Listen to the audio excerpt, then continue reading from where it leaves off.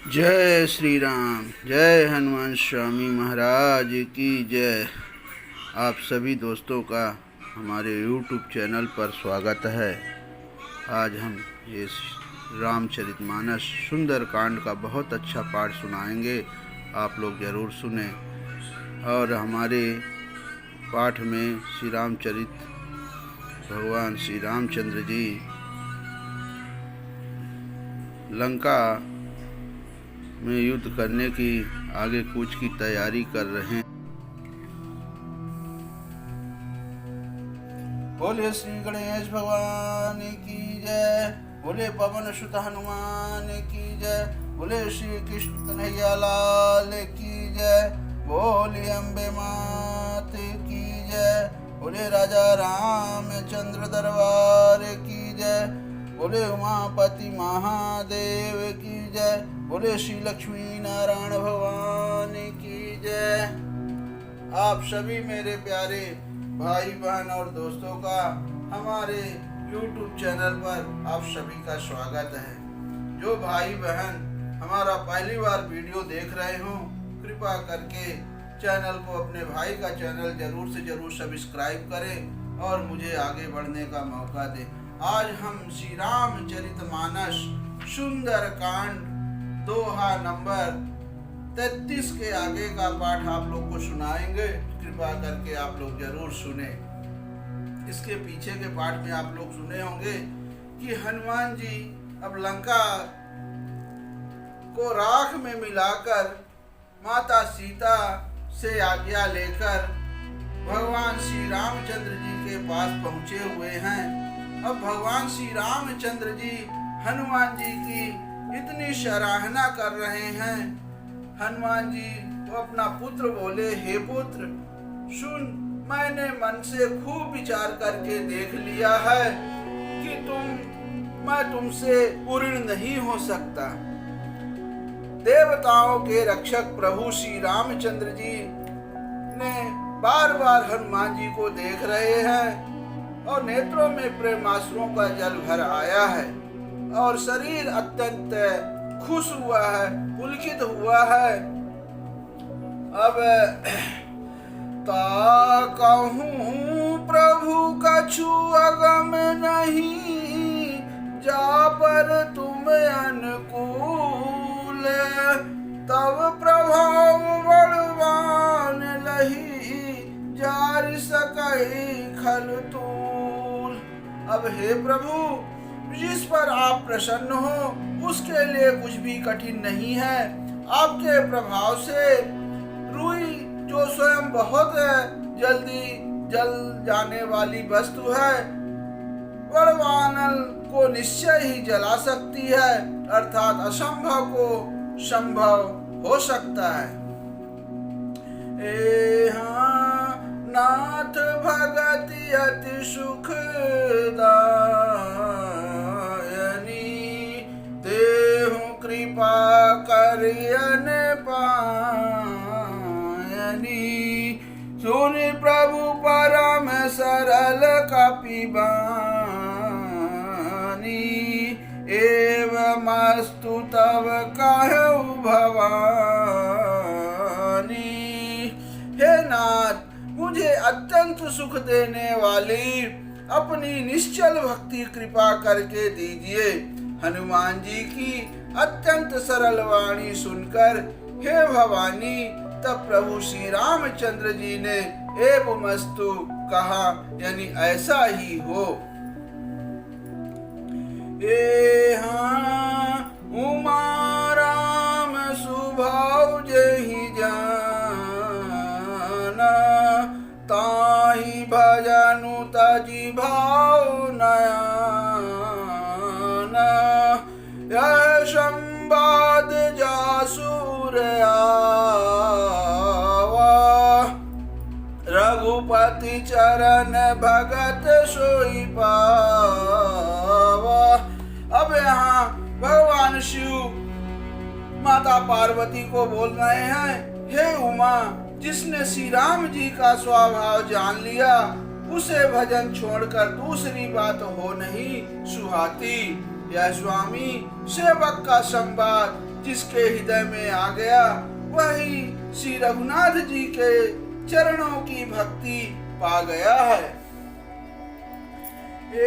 हाँ सुन प्रभु वचन कहीं कपि वृंदा, जय जय जय कृपाल सुख कंदा। तब रघुपति कपिपति ही बुलावा, कहे चलाए कर करहु बनावा। अब प्रभु के वचन सुनकर वानर गण कहने लगे, कृपालु आनंद कंद श्री राम जी की जय हो, जय हो, जय हो। तब श्री रघुनाथ जी ने कपिराज सुग्रीव को बुलाया और कहा, चलने की तैयारी करो। ये हाँ अब विलंब के ही कारण की जय, तुरत कपिन कहूँ आय सुदीजय। कौतिकी देख सुमन बहुबर, नभते भवन चले सुरहर्षि।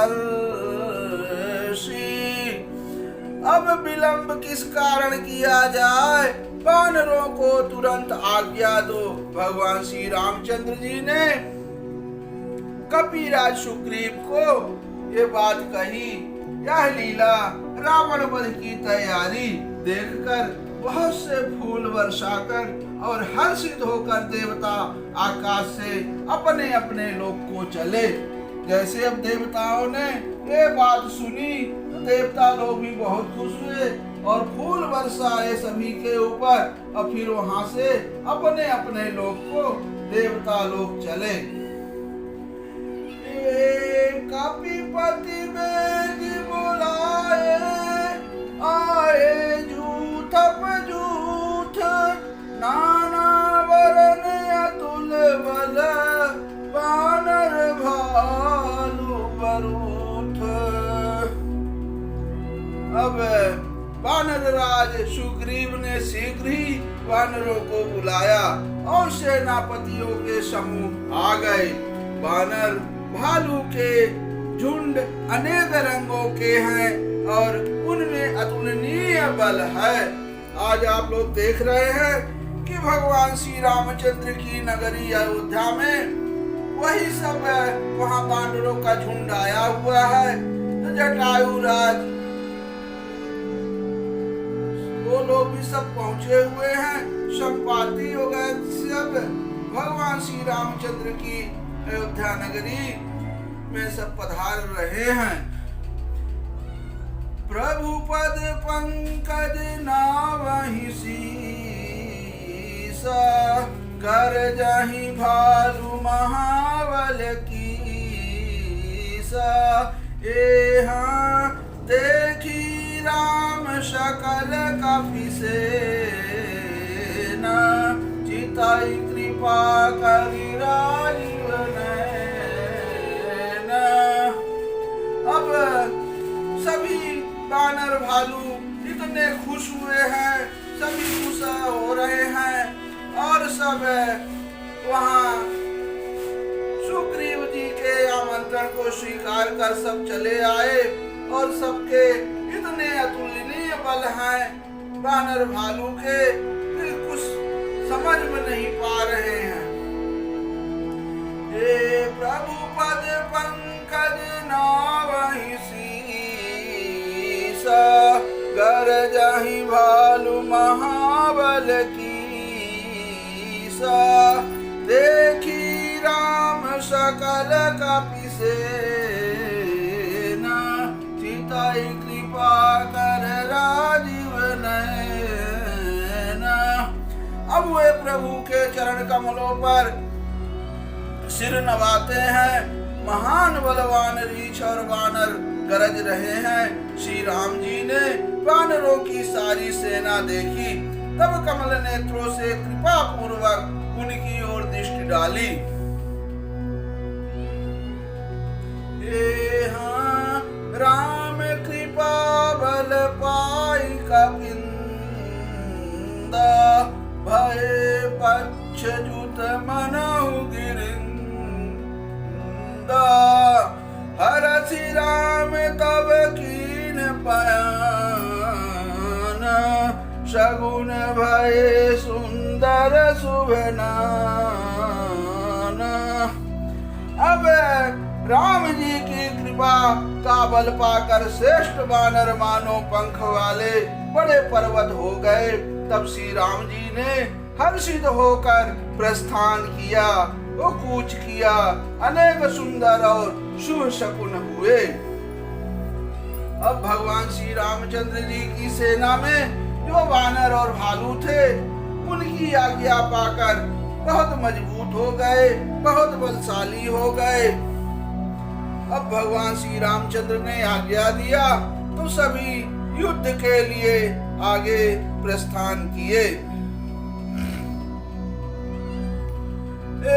जासु सकल मंगलमय कीर्ति तासु पयान शगुन अहनीति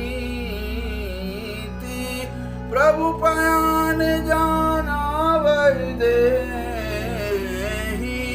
फरकी बाम अंग जनु कहीं देही। अब जिनकी कीर्ति सब मंगलों से पूर्ण है उनके प्रस्थान के समय शकुन होना यह नीति है। लीला की मर्यादा है प्रभु का प्रस्थान जानकी जी ने भी जान लिया।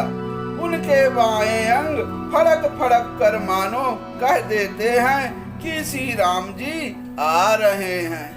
अब उस समय ऐसा हुआ जैसे भगवान ने युद्ध की तैयारी की तो माता सीता जो लंका में अशोक वाटिका में थी उनके बाएं अंग फड़कने लगे। तब उनको एहसास हुआ कि भगवान श्री रामचंद्र जी आ रहे हैं। हाँ जोई जोई सगुन जानकी होई असगुन भयउ रावण ही सोई। हाँ चला कटकु को वरन पारा गर जही वानरु भालू अपारा। अब जानकी जी को जो जो शकुन होते थे वही वही रावण के लिए अब शकुन हुए। अब सेना चली उसका वर्णन कौन कर सकता है। असंख्य वानर और भालू गर्जना कर रहे हैं। इतना सभी में इतना जोश हुआ कि सब अपने अपने धुन पे चिंगाड़ करते हुए आगे बढ़ रहे हैं। हाँ नख आयुध गिरि पादप धारी चले गगन महिक्षाचारी के हरिनाद भालू कपि करही डगमगाई दिग्गज चिकरही। अब नख ही जिनके शस्त्र हैं वो इच्छानुसार सर्वस्त्र वे रोक टोक चलने वाले रीछ वानर पर्वतों और वृक्षों को धारण किए कोई आकाश मार्ग से और कोई पृथ्वी पर चले जा रहे हैं। वे सिंह के समान गर्जना कर रहे हैं। उनके चलने और गर्जना से दिशाओं के हाथी विचलित होकर चिंघाड़ रहे हैं।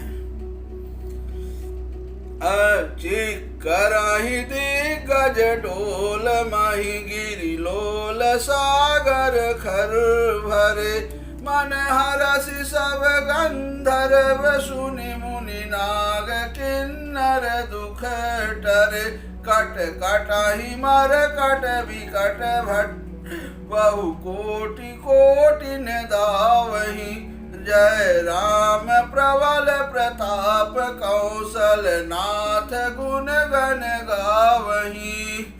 अब चारों दिशाओं के हाथी चिंगाड़ने लगे, पृथ्वी डोलने लगी, पर्वत चंचल हो गए, कांपने लगे और समुद्र खलबला उठे। गंधर्व, देवता, मुनि, नाग, किन्नर सब के सब मन में हर्षित हुए कि अब हमारे दुख टल गए। अनेकों करोड़ भयानक वानर योद्धा कटकटा रहे हैं और करोड़ों ही दौड़ रहे हैं। प्रबल प्रताप कौशलनाथ श्री रामचंद्र की जय हो, ऐसा पुकारते हुए उनके गुण समूहों को गा रहे हैं। ए साहि सकन भार उदार, अहि पति बार बार ही मोहि, गह दसन पुनि पुनि कमठ पृष्ठ, कठोर शोकिमि सोहि। रघुवीर रुचिर पयान, प्रस्थिति जानि परम सुहावनी, जनु कमठ खर पर सर्प राजसो, लिखत अभिचल पावनी। अब उदार, परम श्रेष्ठ एवं महान सर्पराज शेष जी भी सेना का बोझ नहीं सह सकते।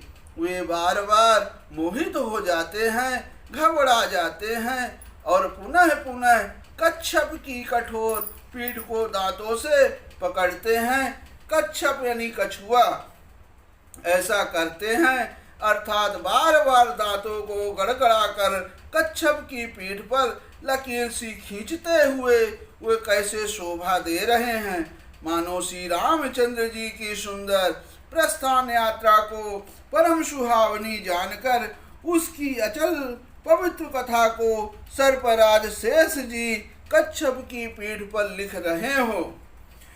यही विधि जाई कृपा निधि, उतरे सागर ती, अजाह तह लागे खान फल, बालु विपुल कपिवीर। अब इस प्रकार कृपा निधान श्री रामचंद्र जी समुद्र तट पर जा उतरे। अनेकों रीछ वानर वीर जहां तहां फल खाने लगे। अब बंदर लोग ही हैं, उनको तो भूख जहां भी फल मिलता है वहीं वो पड़ जाते हैं। उहाँ निशाचर रहि सशंका, अजब तेजार गयउ कपिलंका, निज निज गृह सब करहि विचारा, अनहि निशिचर कुल के रघुवारा। अब वहां लंका में जब से हनुमान जी लंका को जलाकर गए, तब से राक्षस भयभीन रहने लगे और अपने अपने घरों में सब विचार करते हैं कि अब राक्षस कुल की रक्षा का कोई उपाय नहीं है। जासु दूत बल बरनि न जाई, अतहि आए पुर कवन भलाई, दूतिन सन सुनि पुर जनवानी, अमंदोदरी अधिक अकुलानी। अब जिसके दूत का बल वर्णन नहीं किया जा सकता, उसके स्वयं नगर में आने पर कौन भलाई है। हम लोगों की बड़ी बुरी दशा होगी। दूतियों के, नगर निवासियों के वचन सुनकर मंदोदरी बहुत ही व्याकुल हो गई। रहसी जोरी कर पति पग लागी, अबोली वचन नीति रस पागी, कंत करस हरिसन परिहरहूँ, अमोर कहाति हित ही धरहूँ, समुझत जासु दूत कई करनी, अस्त्र वही गर्भ रजनी चर धरनी, तासु नारी निज सचिव बोलाई, अपठवहु कंत जो कहूँ भलाई। जय श्री राम।